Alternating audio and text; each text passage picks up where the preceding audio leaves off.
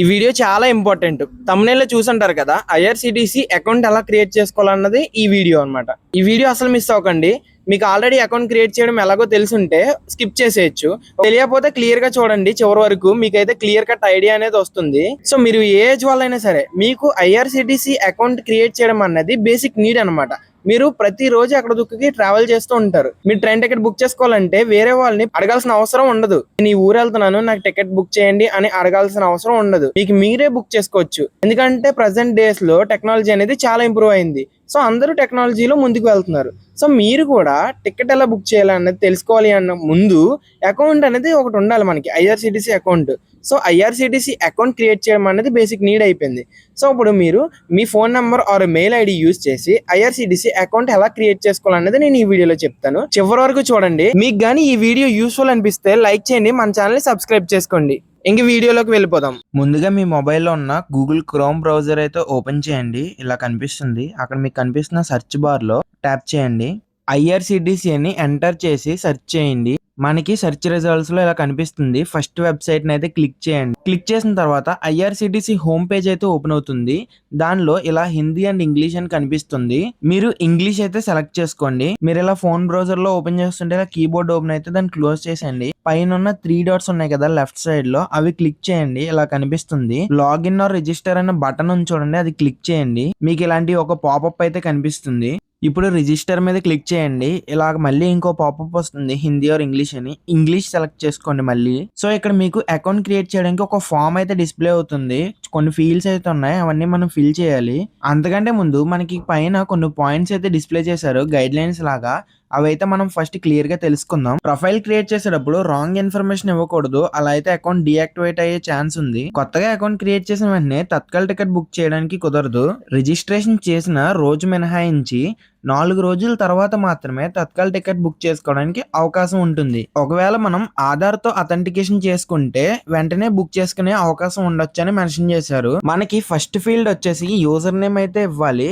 User name 3 letters నుంచి 35 letters వరకు ఉండొచ్చు లెంత్ అనేది. దాంట్లో మనం నెంబర్స్ గానీ లెటర్స్ గానీ మాత్రమే ఇవ్వాలి. ఫర్ ఎగ్జాంపుల్ మీరు గూగుల్ 123 లేదా ఐఆర్సిటిసి 123 అలాంటిది ఏదన్నా ఇచ్చుకోవచ్చు యూజర్ నేమ్ అనేది. మీరు ఒక నేమ్ అయితే ఇవ్వాలి.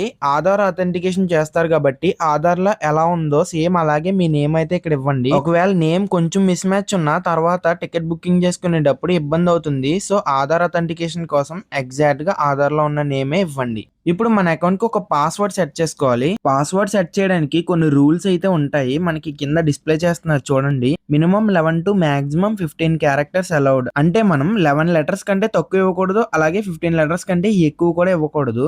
అలాగే password must contain at least 1 small and 1 capital alphabet. మీరు మొత్తం స్మాల్ లెటర్స్ తో క్రియేట్ చేయలేరు, అలాగే మొత్తం క్యాపిటల్స్ తో కూడా క్రియేట్ చేయలేరు.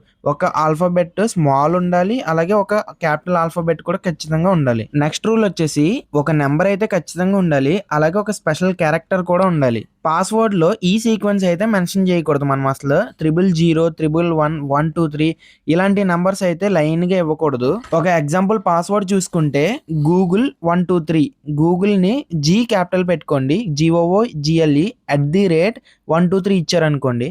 ఒక G అనేది ఒక క్యాపిటల్ ఉంది, రిమైనింగ్ అన్ని స్మాల్ ఉన్నాయి, ఒక స్పెషల్ క్యారెక్టర్ ఉంది, అలాగే నెంబర్స్ కూడా ఇంక్లూడ్ అయ్యాయి. ఇలాంటి ఫార్మాట్ లో పెట్టుకుంటే మీ పాస్వర్డ్ అనేది సాటిస్ఫై అవుతుంది, అలాగే స్ట్రాంగ్ గా కూడా ఉంటుంది. మీరు ఏ పాస్వర్డ్ అయితే సెట్ చేసుకున్నారో కింద కన్ఫర్మ్ పాస్వర్డ్ అని ఉంటుంది. సేమ్ అదే పాస్వర్డ్ అందులో కూడా టైప్ చేయాల్సి ఉంటుంది. ఇక్కడ కనిపిస్తున్న మొబైల్ అన్న ఫీల్డ్ లో మీ ఫోన్ నెంబర్ ఎంటర్ చేయాలి. ఈ ఫీల్డ్ లో మీ జీమెయిల్ ఎంటర్ చేయాలి. లాస్ట్ లో క్యాప్చా ఫీల్డ్ అయితే ఉంటుంది. మనకి అక్కడ ఏం కనిపిస్తుందో సేమ్ ఆ లెటర్స్ అయితే ఎగ్జాక్ట్ గా టైప్ చేయాలి. టైప్ చేసిన తర్వాత సబ్మిట్ బటన్ కనిపిస్తుంది కదా చూపిస్తున్నట్టు, ఆ బటన్ అయితే క్లిక్ చేయండి. మనకైతే ఇంకో 2 ఫీల్డ్స్ అయితే కనిపిస్తాయి. ఇప్పుడు email OTP and mobile number OTP అని 2 ఫీల్డ్స్ వస్తాయి. మనకి ఈమెయిల్ కి ఒక ఓటీపీ వచ్చి ఉంటుంది, అది ఇక్కడ ఎంటర్ చేసి కన్ఫర్మ్ కొట్టాలి. అలాగే మొబైల్ నంబర్ కూడా ఒక ఓటీపీ వస్తుంది, అది కూడా ఇక్కడ ఎంటర్ చేయాలి. ఆ తర్వాత ప్రొసీడ్ నొక్కాలి. మీకు ఈ కింద కనిపిస్తున్న verify email and mobile with OTP అనే బటన్ ని ప్రెస్ చేయండి. మీ ఐఆర్సిటిసి అకౌంట్ అనేది క్రియేట్ అయిపోతుంది. మీరు నేను చూపించిన ప్రాసెస్ ని స్టెప్ బై స్టెప్ ఫాలో అయ్యి ఇంప్లిమెంట్ చేస్తే మీకు ఖచ్చితంగా సక్సెస్ఫుల్ గా ఐఆర్సిటిసి అకౌంట్ అనేది క్రియేట్ అవుతుంది. ఒకవేళ మీరు క్రియేట్ చేసే ప్రాసెస్ లో ఏదన్నా ఇబ్బంది ఫేస్ చేస్తుంటే కామెంట్ చేయండి, నేను ఖచ్చితంగా రిప్లై ఇస్తాను. ఇలాంటి మరిన్ని వీడియోస్ మిస్ అవ్వకూడదు అనుకుంటే మన ఛానల్ ఇప్పుడే సబ్స్క్రైబ్ చేసుకోండి. అలాగే ఈ ఇన్ఫర్మేషన్ ని మీ ఫ్రెండ్స్ అండ్ ఫ్యామిలీ అందరికీ షేర్ చేయండి. వాళ్ళు కూడా టెక్నాలజీలో మూవ్ అవుతారు మనతో పాటు.